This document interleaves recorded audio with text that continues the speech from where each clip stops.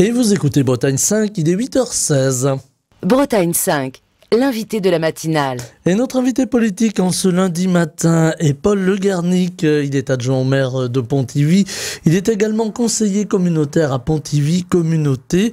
Et il est arrivé tout à l'heure pour nous rejoindre au micro de la matinale en direct en ce lundi matin. Je l'en remercie. Bonjour. Bonjour Stéphane. Alors on va parler de politique, Paul Le Garnic, avec beaucoup de soubresauts, on l'aura compris ces derniers temps. Je vous demanderai juste de vous rapprocher un tout petit peu du micro pour qu'on vous entende bien. Beaucoup de soubresauts politiques et ce budget de la sécurité sociale qui doit être, alors en principe voté à 15h, mais on s'attend quand même à un 49.3 et on s'attend dans la foulée à une motion de censure qui pourrait être déposée par LFI et votée par LFI et le Rassemblement national, ce qui ferait tomber le gouvernement, une première depuis 1962, ça s'est passé à ce moment-là, c'était le gouvernement Pompidou. Alors beaucoup de choses, tout d'abord sur cette situation politique, Paul Le Garnic, un peu inattendue, un peu chahutée, quel est votre regard ? Oui, ce serait une première peut-être depuis 1962, mais il y en a eu d'autres des premières quand même parce que il y a eu les échecs répétés aux élections d'En Marche, quoi, du bloc centre-gauche. Ensuite, il y a eu donc la dissolution. À l'issue de cette dissolution, pas de majorité claire, et donc ça aussi c'est très nouveau. D'autres parlent encore de démission du président, et c'est vrai que ça fait longtemps que ça n'est pas arrivé non plus. Donc voilà, je pense qu'il y a beaucoup d'effervescence, et s'il y a une première, ce sera pas la première des premières qui nous est imposée récemment.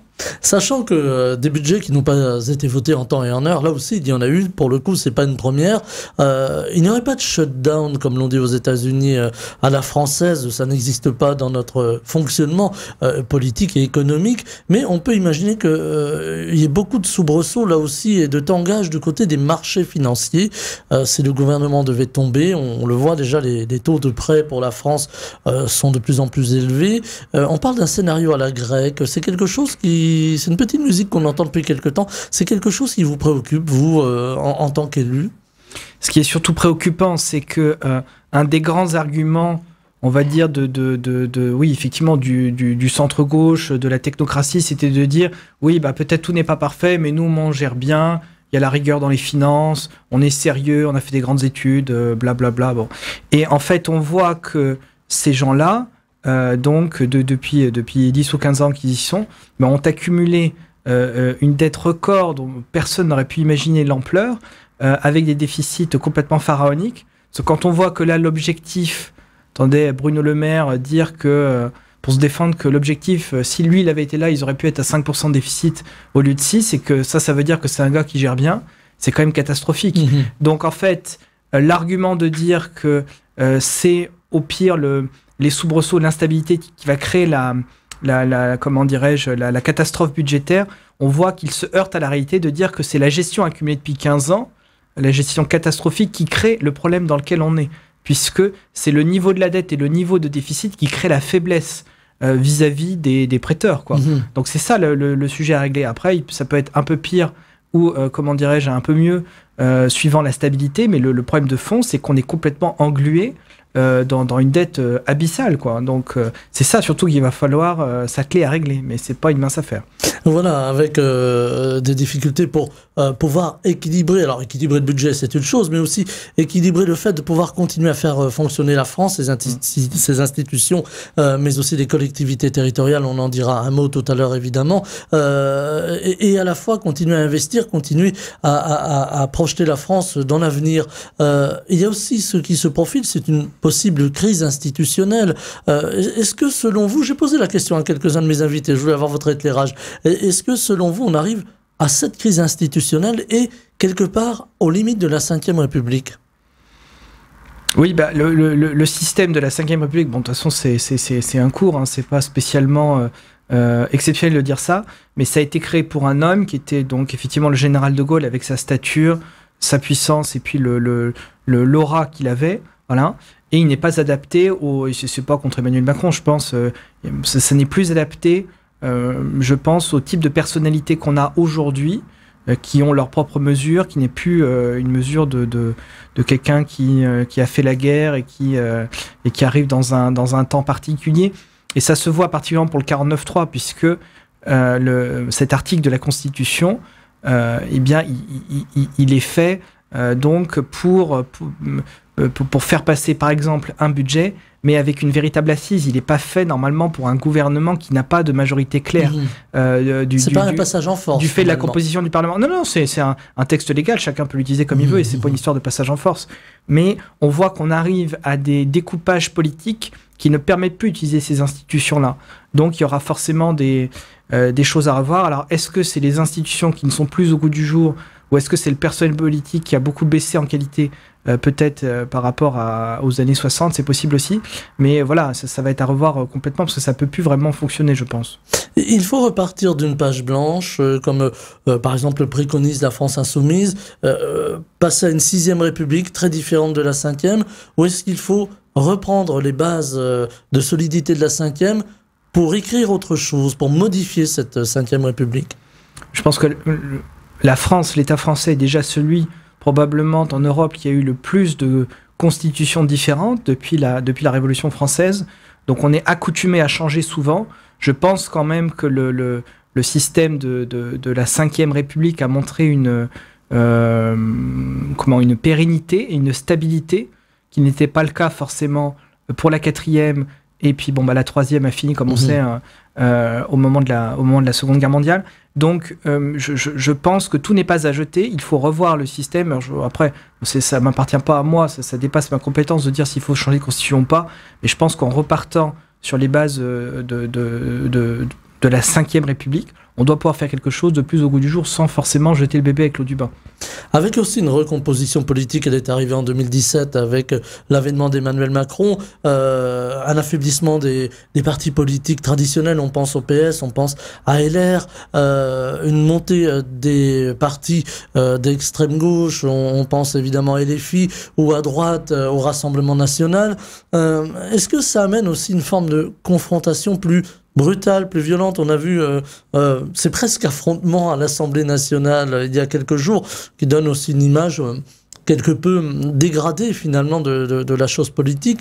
Est-ce que c'est une inquiétude aussi, le fait qu'il y ait que la vie politique soit un peu plus brutale, soit un peu plus tranchée aujourd'hui? Alors, je pense qu'il y a un effet grossissant actuellement parce qu'il y a des images partout, tout est filmé en permanence, on a accès à ces images sur les réseaux, sur Internet. Et donc le moindre accrochage, disons, prend des proportions terribles.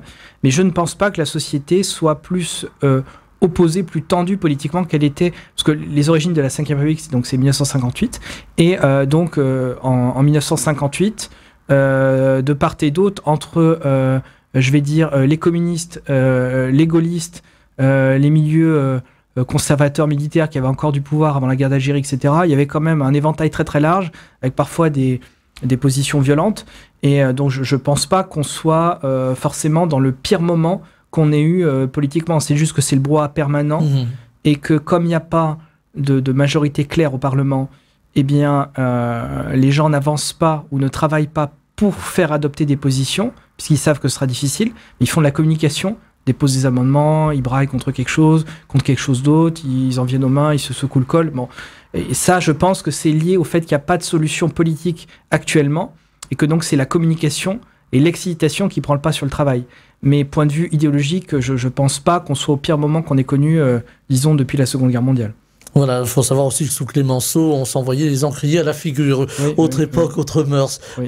Néanmoins, si il y avait cette chute du gouvernement Barnier, on va repartir sur un cycle qu'on a déjà connu avec le choix d'un nouveau Premier ministre, ou à nouveau le choix de Michel Barnier, ce sera le choix du président de la République. Ça peut prendre du temps, ça peut être compliqué. Alors, en dehors du budget, il faut continuer à faire fonctionner la France, les institutions vont continuer à fonctionner, mais est-ce que c'est pas lassant au bout d'un moment de se dire, voilà, on va encore une fois devoir changer de gouvernement? Bon, je pense que si on a beaucoup... comment je vais dire ça quand on voit l'action politique qu'il y a eu depuis 15 ans, on se dit que ça serait peut-être été mieux si un certain nombre de personnes avaient moins de pouvoir et s'étaient contentées de gérer les affaires courantes. Parce que qu'est-ce qui s'améliore vraiment ? Est-ce que ce soit l'économie, la fiscalité, la sécurité, la vie des collectivités, qu'est-ce qui a vraiment amélioré en 15 ans? Je ne suis pas sûr qu'on ait vraiment beaucoup d'exemples. Et donc, quand on voit la qualité globale du personnel, c'est peut-être mieux que les gens qui soient possiblement nommés aient des pouvoirs assez limités, peut-être imposés par une majorité qui n'existe pas actuellement. C'était un peu finalement. C'était un peu la divine surprise pour LR, donc d'avoir, avec un résultat si faible législatif, quand même des ministres. Donc j'espère que ceux-là, ils vont continuer à agir. On a aussi des Morbihanais qui sont bien positionnés, donc ça c'est important. Maintenant, croire que c'est parce que les politiques auront moins de pouvoir, c'est ça qui va créer du problème, j'en suis pas certain, parce que ils en ont eu beaucoup, et c'est quand même ça qui nous a mis dans la situation dans laquelle on est. Oui. On peut aller vers un gouvernement technique, on peut imaginer ça demain. De toute façon, quand il n'y a pas de pouvoir politique clair, que ce soit par déficience des personnes ou parce qu'il n'y a pas, comme c'est le cas en l'espèce, de majorité parlementaire, eh bien c'est l'administration qui prend le pouvoir. Donc, de facto, je pense que ça fait déjà quelques mois, si ce n'est quelques années, que l'administration a repris le pouvoir sur le politique. Alors ça se voyait moins avant, là c'est assez criant. Je voyais là récemment, il y a des campagnes de l'ADEME là, pour Noël, explique qu'il ne faut pas faire ses courses pour Noël, il ne faut pas acheter trop de sweets parce que ça pollue, etc. Bon, on va dire de quoi ils se mêlent tous ces gens-là. Mais ce n'est pas la faute du ministre actuel, je ne pense même pas. C'est-à-dire, voilà, l'administration est enrôlée. Michel Barnier l'a bien dit ça au congrès des maires, l'administration ne prend que l'espace que les politiques lui laissent. Bon. Et donc, je pense que gouvernement technique ou pas, ce sera assez cosmétique, sachant qu'actuellement, voilà, la bureaucratie a un grand pouvoir. Voilà, on a laissé beaucoup de place finalement à l'administration, à une forme de gestion qui se substitue aux politiques, hein, si on peut le résumer ainsi. Mais c'est tout à fait humain. Je ne pense pas que ce soit lié à des personnes précises actuellement. Dans les collectivités territoriales, c'est pareil. Il y a la direction générale d'une mairie. Bon, une mairie peut fonctionner quasiment sans élus. Alors moi, des fois, quand on n'est pas d'accord, on leur dit ça. On leur dit, à ce moment-là, si nous, on sert à rien, on arrête les élections et puis vous débrouillez. Donc, toutes les collectivités, c'est pareil. Il y a l'administration. Et si elle n'a pas de directive claire ou qu'on ne lui donne pas des directions, eh bien, elle peut comment dirais-je, auto-fonctionner en lévitation, toute seule, là. Et c'est ce qui arrive, mais c'est ce qui arrive quand c'est de la faute des hommes politiques. C'est pas la faute des services, les services ils font leur boulot, mais s'il n'y a pas de direction qui est donnée, les gens s'auto-organisent.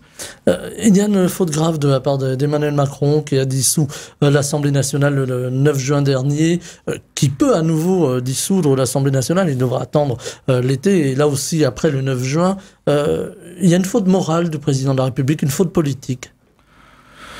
Faute morale, je ne sais pas, c'est une décision qui lui appartient, donc les institutions sont ainsi faites que beaucoup de pouvoir repose dans la seule personne du président de la République, donc c'est pas à moi de lui faire la leçon, d'accord, donc je n'irai pas sur le terrain de la morale, mais politiquement, oui, on voit bien que, extrêmement affaibli, il a décidé par la dissolution de rebattre les cartes, et donc potentiellement d'en perdre certaines. Il a perdu la majorité, qui était déjà affaiblie, mais la majorité qu'il avait à l'Assemblée nationale. Donc ça, pour lui, c'est effectivement, à mon avis, oui, c'est une faute. Mais c'est toujours facile de donner un jugement a posteriori. Mais maintenant, il est tout de même quand même la personne responsable du brouhaha et de l'instabilité légale qu'on a. Parce que partant de la Constitution de la Ve République, qui est extrêmement solide, arriver à une situation comme celle-là, c'est qu'il faut déjà être très affaibli personnellement. Et il n'a pas pris cette mesure, je pense, puisqu'effectivement, on raconte toujours la même histoire. Mais quand le général de Gaulle a été désavoué sur des questions référendaires, il a lui-même démissionné, estimant qu'il n'avait plus la confiance du peuple. Ce que Emmanuel Macron ne semble pas prêt à faire actuellement, mais comme ses prédécesseurs ne l'ont pas fait récemment non plus.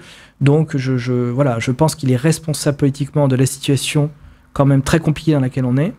Et la seule chose qui reste à faire, c'est une décision qui lui appartient, c'est éventuellement de quitter le pouvoir. Mais je ne pense pas qu'il soit prêt à le faire. Et je pense que c'est peut-être... aussi, je ne vais pas dire passer de mode, mais en tout cas, ça n'est plus peut-être dans le fonctionnement et l'idée que les gens se font du pouvoir comme dans les années 50 avec ou 60, avec quelqu'un comme le général de Gaulle. On n'est peut-être plus avec cette race d'hommes-là. Voilà, on a perdu cette élégance du pouvoir, on pourrait le dire comme ça aussi, cette élégance de dire voilà, ça fonctionne pas, c'est de ma faute, je pars. Pourtant, on entend des voix, y compris à gauche, qui demandent la démission du président de la République, qui sont même prêts à faire le geste pour pouvoir le pousser à la démission. Là aussi, ça apporte de l'instabilité politique, ça apporte j'allais presque dire des espoirs politiques pour des formations, en l'occurrence à gauche. Comme la France est un pays très socialisé, c'est-à-dire avec une puissance de l'État qui est incomparable dans les pays riches, donc au sein de l'économie, donc c'est une économie administrée pour pas dire autre chose. Bon, donc comme il y a en plus un système politique qui est pyramidal avec un président de la République qui est très important, eh bien c'est sûr que ça attise les convoitises. Tout le monde a l'œil sur la présidence de la République et chacun est obnubilé par ça. Et par conséquent, effectivement, des gens vont aller proposer des démissions, même si faut déjà quand même, faut avoir une haute opinion de soi-même pour estimer qu'on a à conseiller ou pas au président de démissionner. C'est à lui de décider, ça le concerne lui-même. Et je pense pas que ce soit aux opposants politiques ou aux responsables politiques qui n'ont pas un quart de pouvoir et de charge qu'il a sur le dos lui-même de parler de ça, quoi. Je pense que c'est vraiment personnel. C'est de son propre jugement et de sa propre conscience, et si jamais il le fait, ce sera de son fait, et ça n'a pas à venir de je ne sais quel député ou sous-conseiller qui vient dire ça, quoi. Je trouve qu'il faut être très présomptueux pour demander cela. Alors, début du feuilleton tout à l'heure à 15h à l'Assemblée nationale. On va le suivre, ce dossier, évidemment, de très près, voir la suite, avec beaucoup de conséquences. Vous avez évoqué tout à l'heure, Paul Le Guernic, les collectivités locales, en parlant de leur fonctionnement. On les entend beaucoup, les collectivités locales, aujourd'hui, que ce soit les conseils départementaux, même la région Bretagne, et évidemment les maires, les communes. Et là, c'est à l'élu que vous êtes, je vais m'adresser, l'élu de Pontivy. Comment ça se passe aujourd'hui pour boucler des budgets, pour arriver à vivre dans cette époque où les agglos, les communes ont du mal à boucler leur budget, parce que là aussi, on est dans une période où on va demander des efforts d'économie. Oui, alors sur les efforts d'économie, déjà, il y aurait beaucoup à dire, parce que je pense que la façon dont l'État central a géré ses propres finances depuis 15 ans devrait amener à plus de modestie et de retenue quand il faut débattre, discuter, porter un jugement sur d'autres gestions. Puisque si l'État était géré comme les collectivités, je pense qu'il y aura quand même des choses qui se passeraient mieux que l'État catastrophique dans lequel on est. Bon, ça c'est plus pour la parenthèse. Maintenant, il y a le problème fondamental des niveaux, de transfert qui sont faits de l'État central, qui est... qui lève l'impôt. Donc, en fait, l'argent transite par l'État central en France, contrairement à d'autres endroits comme en Espagne, parfois les collectivités ont une réelle autonomie. Ça n'est pas le cas, ça n'est plus le cas en France. C'est une question de fiscalité. On a retiré aux collectivités une forme de fiscalité directe. On pense à la taxe d'habitation, par exemple. Oui, moi je pense que... on dit toujours, c'est celui qui paye les violons qui choisit la musique. Bon, et donc à partir de là, je pense que si on veut qu'il y ait une vraie autonomie des collectivités, notamment, je pense, des régions, des pays de France, comme la Bretagne, l'Alsace, etc., il faut que ce soit poussé fiscalement, et que chacun fasse un peu comme il veut, en ayant peut-être plus d'ambition et plus d'impôts, ou un peu moins d'ambition et moins d'impôts, mais ce qui crée aussi de la prospérité économique, comme c'est le cas en Espagne, comme c'est le cas en Italie, et on n'en est pas là. Mais en tout cas, en dehors de cette question du niveau financier qui va être, donné aux collectivités, qui est important, le gros problème actuellement, parce qu'on est en fin d'année, donc on prépare les budgets pour l'année prochaine, budget 2025, c'est l'incertitude. C'est-à-dire qu'à l'heure actuelle, on ne sait pas si vraiment les taux de cotisation, effectivement, pour les salaires vont monter. On ne sait pas le niveau des transferts, on ne sait pas le niveau de subvention qu'on pourra demander dans les dossiers, parce qu'on ne sait pas quelle partie sera allouée dans les préfectures, dans les agences déconcentrées de l'État pour nous aider. Et parce que si à la rigueur on avait une vision claire en disant voilà, vous allez baisser vos dépenses de temps en temps d'années, ce serait très difficile, mais ce serait anticipable. Alors que là, en fait, on ne sait pas. Dans 15 jours, ça peut être différent. Finalement, actuellement. Oui, mais c'est pas, encore une fois, je pense pas que ce soit de la faute des ministres. C'est-à-dire, c'est le système politique aujourd'hui est bloqué. Il n'y a pas de majorité. Ça peut tomber à pile ou face d'un côté ou de l'autre. Donc, aujourd'hui, le gros problème, c'est qu'on ne sait pas. On ne sait pas du tout ce qui va se passer. Et c'est ça qui crée vraiment de la tension nerveuse, sans doute, et puis des problèmes pour les élus locaux. Il y a déjà, voilà, si jamais il faut serrer la ceinture, ce sera difficile, comme pour tout le monde, d'accord ? et ce serait probablement assez injuste vu la gestion des collectivités. Mais aujourd'hui, c'est vraiment qu'on ne sait pas quelles sauces vont être mangées, et c'est ça le plus difficile. Et comment l'expliquer finalement aux administrés qui sont demandeurs de beaucoup de choses? On pense au département qui gère toute la chose sociale aujourd'hui. On leur en demande plus, on leur transfère de plus en plus de missions sans transférer les moyens qui vont avec. On a entendu les présidents de plusieurs conseils départementaux ces dernières semaines s'exprimer, y compris au micro de la matinale de Bretagne 5. Est-ce que c'est pareil finalement pour les communes? Est-ce que à Pontivy, par exemple, vous êtes aujourd'hui en train de vous dire, on prépare le budget, mais voilà, sur ça, par exemple, on va être obligé de couper, sur ça, on ne sait pas, hein, c'est un petit peu ce que vous nous disiez tout à l'heure, Paul Le Guernic, avec cependant toujours cette demande sociale de la part des administrés. Alors, il y a deux éléments de réponse. Déjà, sur la forme, il faut toujours faire beaucoup de pédagogie. Parce qu'on est tellement noyé dans l'information et c'est tellement arrivé compliqué que les gens mélangent un peu tout. Les gens, et parfois nous aussi, hein, donc c'est pour tout le monde pareil. Notamment, typiquement sur la fiscalité, comme les gens ont vu leur fiche de taxes locales augmenter, ils sont persuadés que les mairies ont augmenté les impôts, alors que c'est la revalorisation des bases qui était dans la main de l'État, liée probablement aussi à l'inflation, qui a eu un impact pour elles. Et il faudrait expliquer qu'aujourd'hui, typiquement à Pontivy, nous n'avons pas augmenté les impôts depuis 2014. Ils n'avaient pas été augmentés non plus avant, depuis les années 90. Donc, s'il y a une augmentation vraiment de la quantité à payer, c'est dû à la revalorisation des bases qui échappe. On revient à ce qu'on disait sur l'autonomie fiscale. Ce paramètre-là, il échappe aux collectivités qui prélèvent, en tout cas qui vont recevoir cet impôt. Donc ça, c'est plus sur la forme, il faut faire la pédagogie, expliquer là où on en est. Et ensuite, sur le fond de ce qu'on peut faire, moi, je ne crois pas aux histoires de... on va faire, comment dirais-je, on va faire mieux avec moins d'argent. Pour moi, ça n'est pas possible. C'est-à-dire, si on a moins d'argent, on fait moins de choses. Donc, il y a peut-être des services qu'on rend qu'on ne pourra plus rendre, ou des investissements qu'il faudra étaler. Mais on peut pas continuer à périmètre constant, à s'occuper d'autant de choses avec moins d'argent. Je pense que ça n'est pas gérable. Donc, si vraiment il y a moins d'argent pour les collectivités, il y a des choix qui seront faits concernant les compétences et les services. Il faudra peut-être les faire évoluer en fonction de l'évolution normale des choses. On faisait des choses dans les années 80, peut-être que ça n'est plus nécessaire au début du 21e siècle. Mais ça, ce sera un travail difficile et probablement douloureux aussi, parce qu'il y aura des changements à impulser. Ce ne sera pas facile non plus pour les agents. Donc ça, il faudra probablement un peu de temps et un peu d'anticipation, et aujourd'hui, on n'a ni l'un ni l'autre.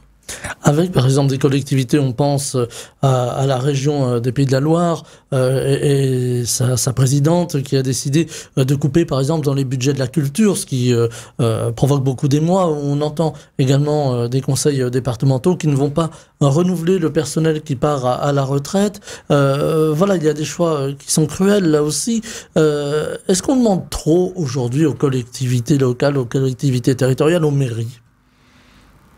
Je ne sais pas si on demande trop, parce que je pense que chacun peut voir en se promenant parfois des projets un peu pharaoniques ont été lancés, ou des dépenses, ou se promener dans tel et tel service et voir qu'il y a beaucoup de monde. Bon, donc peut-être qu'il y a eu une période un peu plus faste qui a amené, comme toutes les périodes fastes pour tout le monde, c'est pareil pour les entreprises, hein, quand il y a beaucoup d'argent, eh bien, c'est sûr qu'on fait un peu moins attention à la dépense.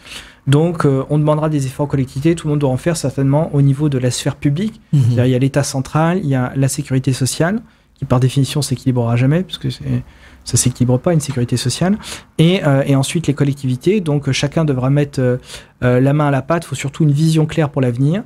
Et effectivement, dans les missions d'une mairie, par exemple, il y a des choses qu'on ne peut pas réduire indéfiniment. Il y a un service travaux, il y a ce qu'on fait pour les écoles, il y a les services généraux. Bon, voilà. Après, effectivement, sur la sécurité, le sport, la culture, on peut en mettre un peu plus ou un peu moins en fonction des priorités qu'on décide. Et donc, c'est plus sur ça, sur ces compétences supplémentaires un peu. Ce ne sont pas les compétences de base, si on veut parler rapidement, c'est pas une injure, hein. Moi, je m'occupe de la sécurité à la ville de Pontivy. Voilà, entre des villes comparables de 15 000 habitants, on peut en mettre plus ou on peut en mettre moins. C'est pas une compétence vraiment obligatoire, dans la mesure où la sécurité est plus de la compétence de l'État. Mais en tout cas, je pense que voilà, c'est plus sur ces domaines-là, comme vous avez dit pour le Conseil régional des Pays de Loire, qu'il y aura une évolution possible. Alors, avec aussi la question de la décentralisation, on entend cette petite musique depuis quelque temps aussi en disant, voilà, si l'État central n'est pas capable de bien gérer ses finances, peut-être que des entités locales, on pense à la région évidemment, hein, c'est l'entité la plus importante, pourraient mieux gérer, pourraient mieux, en tout cas, cibler les besoins des habitants, des Bretons, et pouvoir peut-être ne pas dépenser l'argent n'importe comment. Est-ce que c'est une piste de réflexion ? On constate quand même que moi je vais plusieurs fois par an en Suisse, bon, parce que j'ai des amis là-bas, et en attendant, c'est le système peut-être le plus décentralisé d'Europe et le système le plus vertueux en termes de gestion, puisque les communes gèrent quasiment tout ce qu'elles peuvent, un peu au-dessus, le canton fait ce que la commune ne peut pas faire, et vraiment tout au-dessus, la confédération s'occupe de certaines choses, mais c'est vraiment l'épaisseur du trait. Donc je pense qu'il faudra massivement décentraliser pour que la France ne soit plus l'exception en Europe d'être complètement jacobine, d'accord, puisque en Espagne c'est décentralisé, en Italie, même en Angleterre en partie avec l'Écosse, le Pays de Galles et tout ça. Donc il faudra de toute façon le faire, mais il faut une autonomie fiscale. Le système le plus abouti étant celui qu'on connaît au Pays Basque, donc en Espagne, c'est-à-dire que le Pays Basque, l'administration du Pays Basque, l'État basque, prélève elle-même l'impôt sur les Basques et ensuite reflèche une partie de cette masse d'argent qui a été collectée à l'État central à Madrid pour payer les militaires, le tribunal suprême, la diplomatie, ce genre de choses. Tout ce qui est régalien finalement. Voilà, mais tout le reste est dans la main de l'État basque et je pense que ça, c'est le système le plus abouti de décentralisation en Espagne et c'est aussi la province la plus riche d'Espagne, le pays le plus riche d'Espagne. Donc il ne faut pas avoir peur de ça, il faut qu'on sorte de l'exception culturelle française héritée probablement d'une période révolutionnaire où il fallait tout normer, tout bureaucratiser à Paris. Et on est arrivé vraiment au bout du système. Et je pense que ça n'est pas exceptionnel de dire ça, dans la mesure où c'est comme ça partout en Europe, où voilà, la décentralisation a fait son œuvre. Il faut aller jusqu'au fédéralisme ou il faut rester quand même dans une forme d'exception française ? À titre personnel, mais ça n'engage que moi, je pense qu'on pourrait aller vers un système plus fédéraliste, qui prenne mieux en compte les différents pays de France, que ce soit l'Alsace, la Corse, la Bretagne naturellement. Et ça me semble, alors on en est très loin aujourd'hui, hein, c'est quelque chose d'extrêmement minoritaire. Il faudrait avoir ça en ligne de mire et ça nous permettrait peut-être d'avancer petit à petit, mais je sais bien qu'on n'en est pas là aujourd'hui, donc il faut commencer par un morceau. Voilà. Ça fait pas l'unanimité à droite, hein, le fédéralisme. Ah non, mais je pense que là-dessus, il faut voir que probablement la gauche est plus avancée sur ces questions-là, je reconnais. Maintenant, il y a eu des porte-voix donc au niveau de... au niveau de la droite, en Bretagne, bon, on avait pas loin d'ici Marc Le Fur, qui a toujours beaucoup défendu ces options-là, alors peut-être pas jusque-là, mais en tout cas beaucoup d'autonomie pour la Bretagne, et il faut espérer que les Bretons soient un peu moteurs là-dessus, parce que sinon c'est vrai que ça a plutôt été défendu, en tout cas récemment, par des groupes de gauche, mais il y a des bonnes idées partout. Voilà, un dernier mot, il nous reste une poignée de secondes, Paul Le Guernic. Il faut apaiser ce climat politique pour pouvoir passer à autre chose, pour pouvoir avancer. Faut aussi que la droite et la gauche, la droite républicaine, la gauche modérée, puissent se reparler. Bon, je pense qu'on se parle déjà quand même beaucoup, ne serait-ce que dans les exécutifs locaux, puisque, vous voyez bien, typiquement à Pontivy, la majorité municipale, elle va du centre-gauche à la droite, bon, voilà. Donc tout ça est bien obligé de discuter ensemble et on arrive quand même à faire des choses. Maintenant, pour changer le système, ce sera probablement pas par compromis. Et si jamais il faut changer des choses massivement sur l'État, ça viendra peut-être de l'extérieur, puisque aujourd'hui, voilà, la gauche modérée et la droite modérée n'ont pas fait preuve de capacité suffisante. Mais bon, il y aura le temps de voir ça. Voilà, on en reparlera. Et puis, on aura compris que c'était plus apaisé dans les assemblées municipales qu'à l'Assemblée nationale. Voilà. En tout cas, on va regarder ce qui va se passer aujourd'hui à 15h, un petit peu plus loin de nous, à Paris. Merci infiniment, Paul Le Guernic, d'avoir été avec nous. Je rappelle que vous êtes adjoint au maire de Pontivy, conseiller communautaire à Pontivy Communauté. Et vous étiez avec nous en direct ce matin pour l'interview politique au micro de la matinale de Bretagne 5. Je vous souhaite une très belle journée. Merci Stéphane, c'est toujours un plaisir d'être sur Bretagne 5. Bretagne 5, Stéphane Hamon, le 7-9.